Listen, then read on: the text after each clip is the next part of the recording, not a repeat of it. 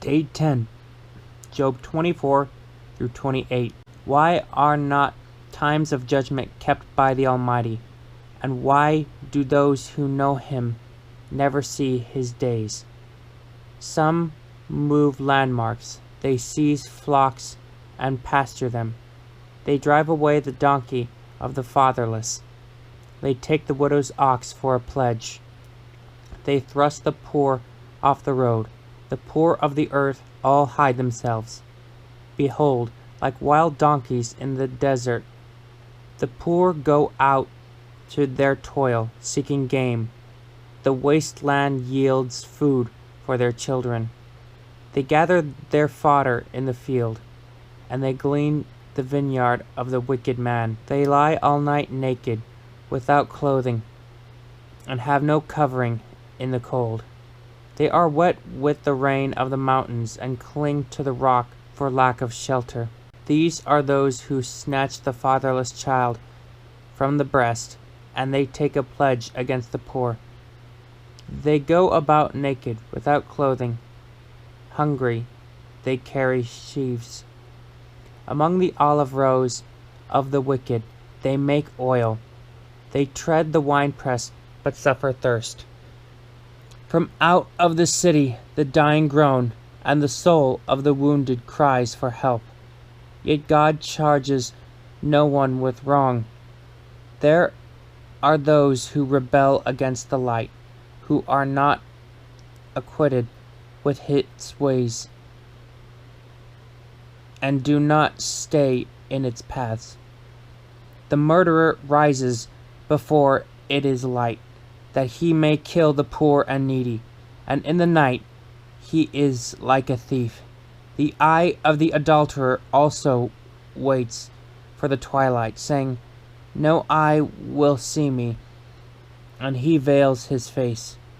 In the dark they dig through houses. By day they shut themselves up. They do not know the light, for deep darkness is morning to all of them. For they are friends with the terrors of the deep darkness. You say, swift are they on the face of the waters. Their portion is cursed in the land. No treader turns toward their vineyards. Drought and heat snatch away the snow waters. So does Sheol those who have sinned. The womb forgets them. The worm finds them sweet. They are no longer remembered. So wickedness is broken like a tree. They wrong the barren, childless woman, and do no good to the widow. Yet God prolongs the life of the mighty by His power. They rise up when they despair of life. He gives them security, and they are supported, and His eyes are upon their ways. They are exalted a little while, and then are gone. They are brought low and gathered up, like all others. They are cut off like the heads of grain. If it is not so, who will prove me a liar, and show that there is nothing in what I say? Then Bildad the Shuhite answered and said, dominion and fear are with God. He makes peace in His high heaven. Is there any number to His armies? Upon whom does His light not arise? When then can man be in the right before God? How can he who is born of woman be pure? Behold, even the moon is not bright, and the stars are not pure in His eyes. How much less man, who is a maggot, and the son of man, who is a worm? Then Job answered and said, how you have helped him who has no power, how you have saved the arm that has no strength, how you have counseled him who has no wisdom, and plentifully declared sound knowledge, with whose help have you uttered words, and whose breath has come out from you. The dead tremble under the waters and their inhabitants. Sheol is naked before God, and Abaddon has no covering. He stretches out the north over the void and hangs the earth on nothing. He binds up the waters in his thick clouds, and the cloud is not spilt open under them. He covers the face of the full moon and spreads over it his cloud. He has inscribed a circle on the face of the waters, and the boundary between light and darkness. The pillars of heaven tremble and are astounded at his rebuke. By his power he stilled the sea. By his understanding he shattered Rahab. By his wind the heavens were made fair. His hand pierced the fleeing serpent. Behold, these are but the outskirts of his ways, and how small a whisper do we hear of him. But the thunder of his power, who can understand?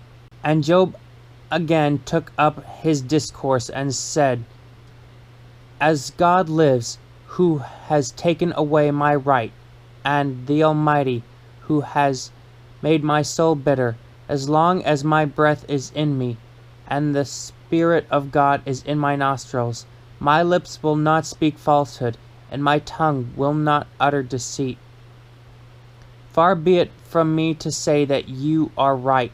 Till I die, I will not put away my integrity from me. I hold fast my righteousness, and will not let it go. My heart does not reproach me for any of my days.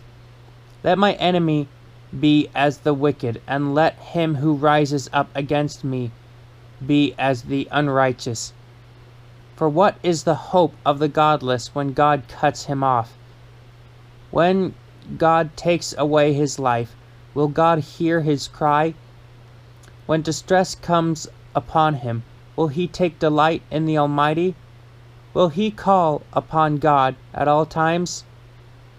I will teach you concerning the hand of God. What is the Almighty? I will not conceal. Behold, all of you have seen in yourselves. Why then have you become altogether vain? This is the portion of a wicked man without God, and the heritage that oppressors receive from the Almighty. If his children are multiplied, it is from the sword, and his descendants have not enough bread. Those who survive him the pestilence buries, and his widows do not weep. Though he heap up silver like dust, and pile up clothing like clay, he may pile it up, but the righteous will wear it, and the innocent will divide the silver. He builds his house like a moth's, like a booth that a watchman makes. He goes to bed rich, but will do so no more. He opens his eyes, and his wealth is gone. Terrors overtake him like a flood in the night, and a whirlwind carries him off. The east wind lifts him up, and he is gone. It sweeps him out of his place. It hurls at him without pity. He flees from its power in headlong flight. It clasps its hands at him and hisses at him from its place. Surely there is a mine for silver and a place for gold that they refine. Iron is taken out of the earth, and copper is smelted from the ore. Man puts an end to darkness and searches out the farthest limit, the ore in gloom and deep darkness. He opens shafts in a valley, away from where anyone lives. They are forgotten by travelers. They hang in the air. Far away from mankind, they swing to and fro. As for the earth, out of it comes bread, but underneath it is turned up as by fire. Its stones are the place of sapphires, and it has dust of gold. That path no bird of prey knows, and the falcon's eye has not seen it. The proud beasts have not trodden it. The lion has not passed over it. Man puts his hand to the flinty rock and overturns mountains by the roots. He cuts out the channels in the rocks, and his eye sees every precious thing. He dams up the streams so that they do not trickle, and the thing that is hidden he brings out to light. But where shall wisdom be found, and where is the place of understanding? Man does not know its worth, and it is not found in the land of the living. The deep says, "It is not in me," and the sea says, "It is not with me." It cannot be bought for gold, and silver cannot be weighed at its price.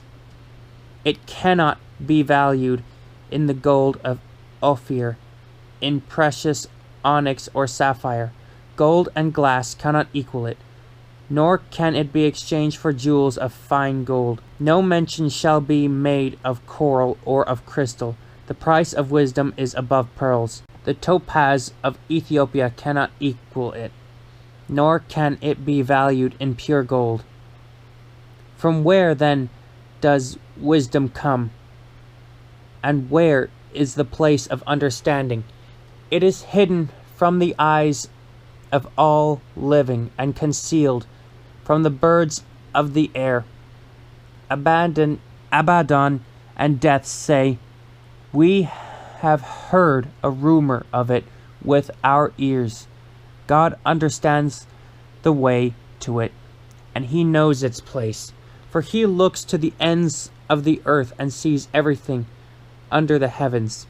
When he gave to the wind its weight, and apportioned the waters by measure, when he made a decree for the rain and a way for the lightning of the thunder, then he saw it and declared it. He established it and searched it out.